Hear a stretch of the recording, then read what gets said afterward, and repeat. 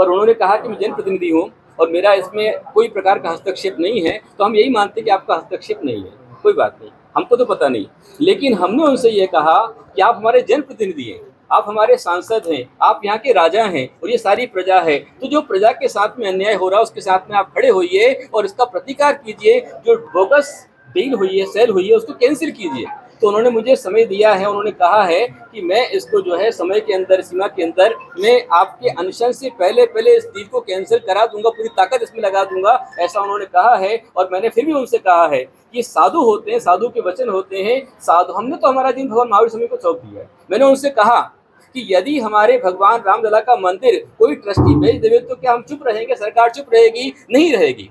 तो इसी प्रकार से भगवान महावीर स्वामी का ये मंदिर, जैन समाज अल्पसंख्यक के बहुत छोटी समाज है और इस समाज बहुत शांतिपूर्ण समाज है और उसका मंदिर बेचा गया तो हम चुप कैसे रह सकते हैं? मैंने उनसे कहा है कि समय सीमा के अंदर अंदर में यह डील कैंसिल होना चाहिए और पूरा उसकी पुनरावृत्ति नहीं होना चाहिए। ऐसा पक्का काम हो जाएगा तभी हम आश्वस्त हो सकते हैं। और यदि 1 तारीख के पहले पहले काम नहीं हुआ तो मैंने कहा है कि मैं निश्चित रूप में अपने प्राण छोड़ सकता हूँ, लेकिन प्राण को नहीं छोड़ूंगा। हमने भगवान महावीर स्वामी को जीवन सौंप दिया है, तो भगवान महावीर स्वामी के लिए हम शांत नहीं बैठेंगे। पर उन्होंने कहा है कि मैं समय सीमा के अंदर अंदर में इसको निश्चित रूप में कैंसिल करा दूंगा, तो हम आश्वस्त हैं। लेकिन फिर भी हम अपनी जो है लड़ाई को बंद नहीं करेंगे, जारी रखने वाले हैं। जिस दिन ये पूरा डील कैंसिल हो जाएगा उस दिन हम यहाँ पर आश्वस्त होकर हम कह पाएंगे। हमें उम्मीद है कि वो स्वयं यहाँ चल करके आए हैं, उन्होंने आकर कहा है कि मैं इसे कैंसिल करा दूंगा, तो मैं विश्वास ही करता हूँ। महावीर स्वामी के मंत्री उन्होंने आकर कहा है तो हम विश्वास करते हैं, आशा करते हैं कि वो अपने वचन को पूरा करें और जैन समाज के संकट को दूर करें।